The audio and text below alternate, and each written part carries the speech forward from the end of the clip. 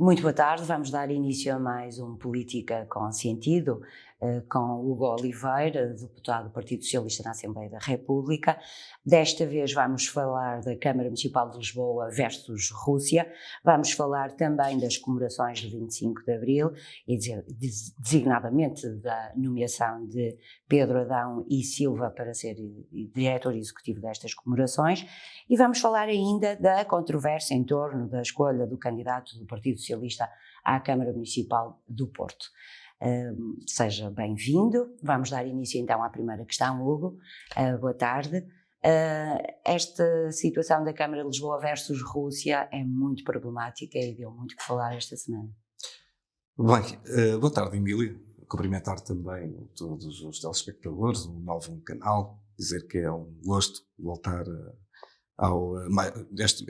outra vez ao Política com Sentido. E sim, é uma questão problemática, grave, aquela que vivenciamos esta semana, que tomamos conhecimento da informação dada pela Câmara de Lisboa sobre 3 ativistas à Embaixada Russa. Mas, mesmo sendo um assunto de maior gravidade, devemos bem separar aquilo que é grave, aquilo que devemos olhar com toda a seriedade que este problema, neste caso, com a seriedade que este problema merece. Que este problema nos merece. E eu até estão-me a faltar algumas palavras, porque quero ter alguma calma nisto, para separar bem aquilo que é ser e aquilo que é menos ser. Porque se este problema é de enorme gravidade, como já referi, há também muita politiquice no meio disto tudo. O que aconteceu é grave, não deveria ter acontecido, nem pode acontecer mais. E temos que explicar bem o sucedido. A lei que diz, é uma lei que diz que tem que ser informado um conjunto de entidades sobre as manifestações e o pedido, neste caso, de 3 manifestantes, é uma lei antiga. Essa mesma lei não diz que tem que se informar a embaixadas de países. E isto sucede na Câmara Municipal de Lisboa com o final dos governos civis, que eram quem tinham essa obrigação.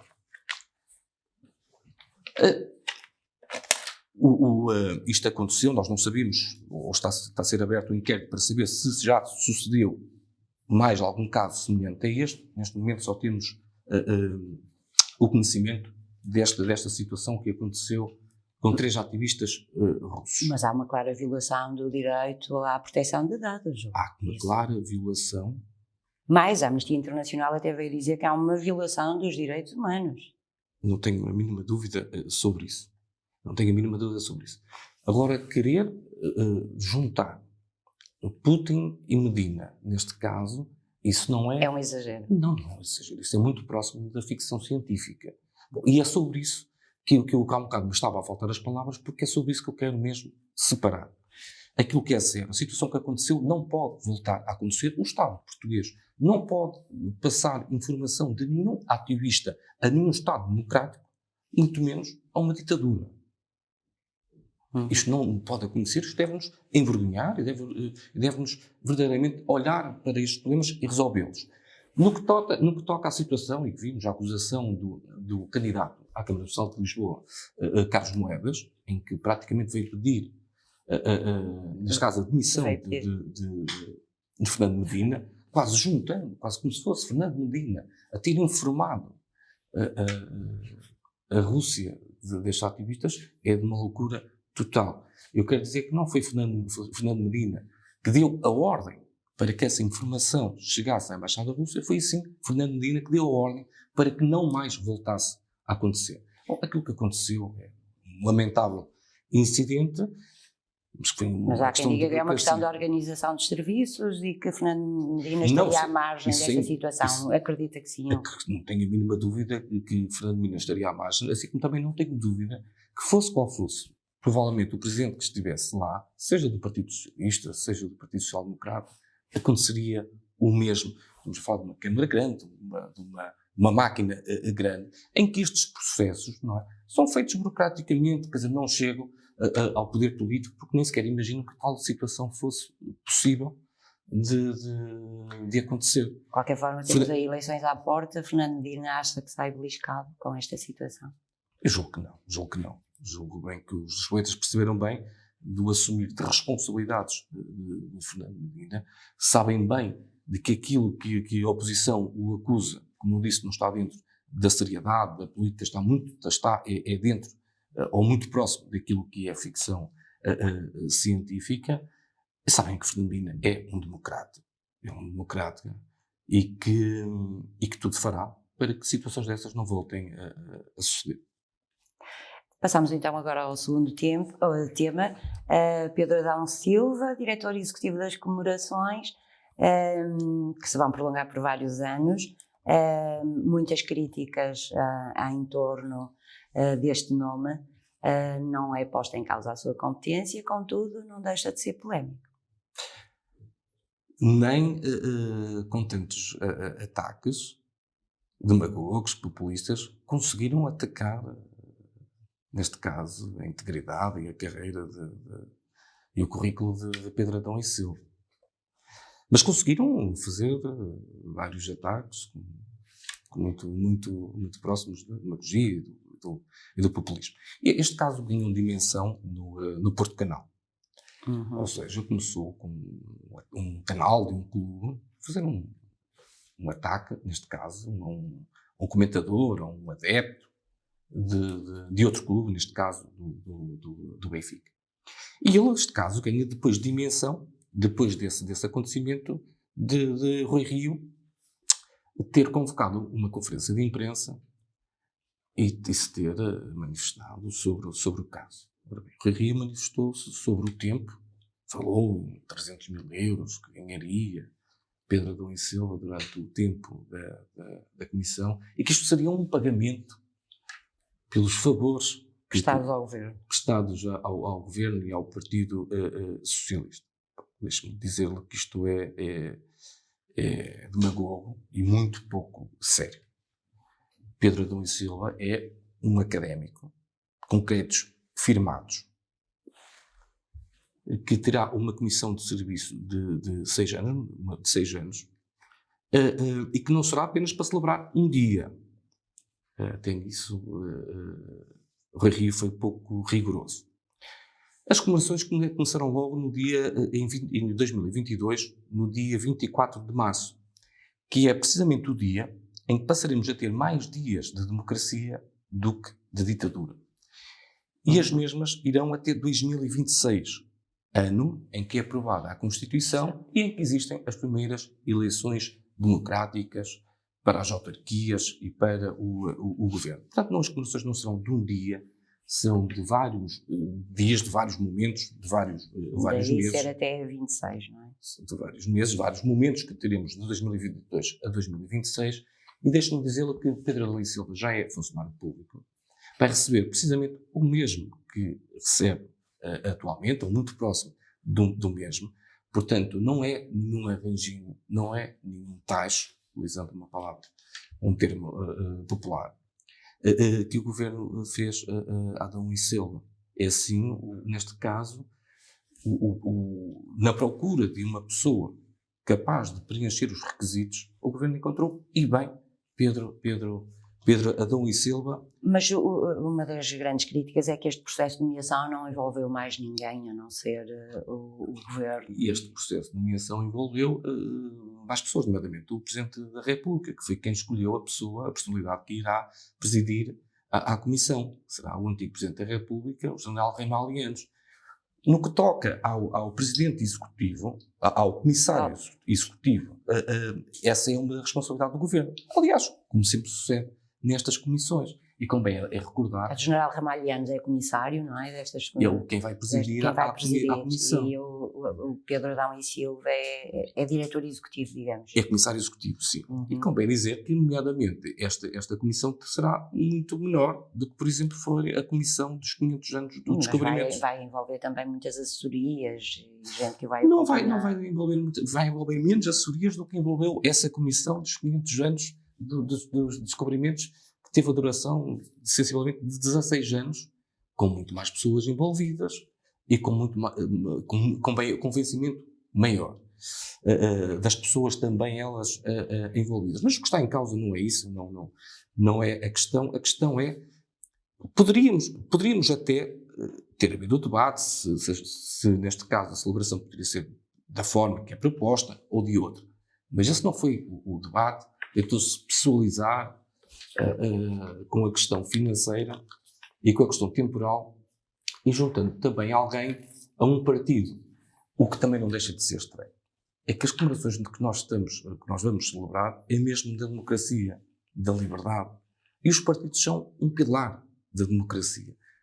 Dizer que alguém não tem condições para ser o comissário executivo porque no seu passado tem uma ligação a um partido é, no mínimo, estranho. De qualquer forma, Hugo, ficaram estas críticas, inclusivamente de pessoas também ligadas a determinadas áreas políticas, a dizerem que deveria ter sido conduzido este processo à margem de interesses partidários. Considera que não há, efetivamente, aqui qualquer tipo de interesse partidário? Olhando para o currículo, para a carreira de Pedro Adão e Silva, é um desrespeito grande dizer que há algum interesse partidário. Aliás, uma das grandes frases seria aliar competência com independência. A competência ninguém põe em causa, é certo. A independência é que já estaria em causa. Eu não me parece que alguém tenha um passado, que seja até atualmente militante de um partido, não consiga ter independência num cargo que exerce. Hugo, finalmente então, vamos para a escolha do candidato do PS à Câmara Municipal do Porto, que está outra questão também complicada. Tinha sido adiantado o nome de Eduardo Pinheiro, mas já não vai acontecer. Na questão da escolha dos candidatos para as eleições autárquicas surgem sempre algumas situações caricatas. Em todos os anos que há eleições.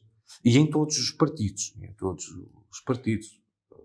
O PC tem problemas em Coimbra, a Iniciativa Liberal teve problemas em Lisboa, o Bloco de Esquerda em Gaia, uma situação que vai acontecendo, que também não deixa de ser normal, atendendo, são 308 municípios, são muitos candidatos para encontrar, e portanto situações consideradas menos normais acontecem sempre.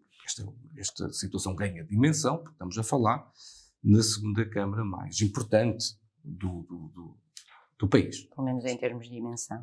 Claro, já temos dimensão. Não? Quando falo de importância, não será que ela é mais importante no território do que outro. Falo, evidentemente, nessa dimensão política da importância que é dada.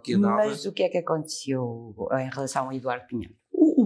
Nós fomos ouvindo que antes do anúncio de Eduardo Pinheiro, havia as hipóteses do Presidente da Conselhia, o Tiago Barbosa Ribeiro, e também da possibilidade de José Luís Carneiro, secretário-geral adjunto do Partido Socialista. Aquilo que vamos sabendo é que a escolha recaiu através da Federação Distrital do Porto do Partido Socialista, com António Costa, secretário-geral do Partido Socialista, na escolha do Ricardo Pinheiro, que é atualmente secretário de Estado da Mobilidade. Ricardo Pinheiro, Eduardo Pinheiro, peço desculpa, o Ricardo Pinheiro é secretário de Estado, mas não é da Mobilidade, nem foi anunciado como candidato ao Porto. O Eduardo Pinheiro, ao fim de pouco mais de 24 horas, foi dizer que não estaria disponível. E aquilo que se vai sabendo é porque não foi bem recebido pela estrutura conselhia. Isto tem a ver com o facto de ter sido vereador da Câmara de Matosinhos e presidente da Câmara de Matosinhos? Não, julgo que não. Julgo que por aquilo também pelas notícias que nos vão chegando, é que alguém que Eduardo Pinheiro não teria a notoriedade que a Conselhia considera ser importante neste caso para o combate que se avizinha na cidade do Porto. A questão que estamos a falar é que estamos a pouco tempo das eleições. 3 meses. José Luís Carneiro já veio também, entretanto, dizer que já não estaria disponível para ser candidato, o que deixa o Partido Socialista numa situação complicada.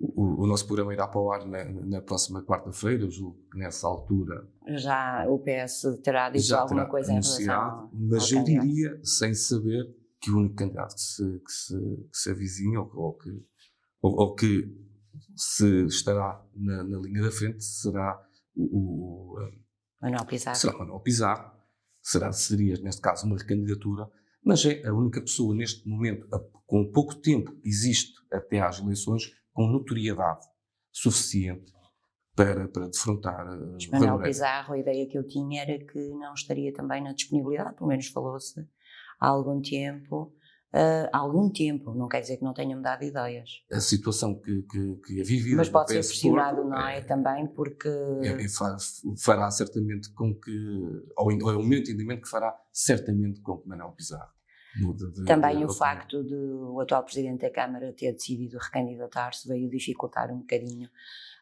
aquilo que eram as expectativas dos partidos. Certamente que sim, mas já não é uma novidade a recandidatura de Rui Moreira. Há muito tempo que ele já vinha dando sinais que seria novamente candidato ao Porto, e eu quero crer que se vier-se a comprovar a candidatura de Manuel Pizarro, que Manuel Pizarro fará uma candidatura séria e que dará bastante luta a Rui Moreira. Muito obrigada, Hugo Oliveira, por ter estado aqui connosco em mais uma edição do Política com Sentido. Já sabe, todas as semanas debatemos 3 temas da atualidade. Muito obrigada por ter estado connosco. Até à próxima semana.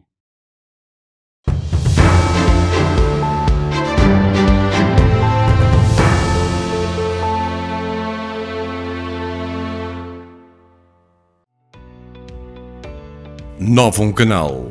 Sempre Novum, sempre seu.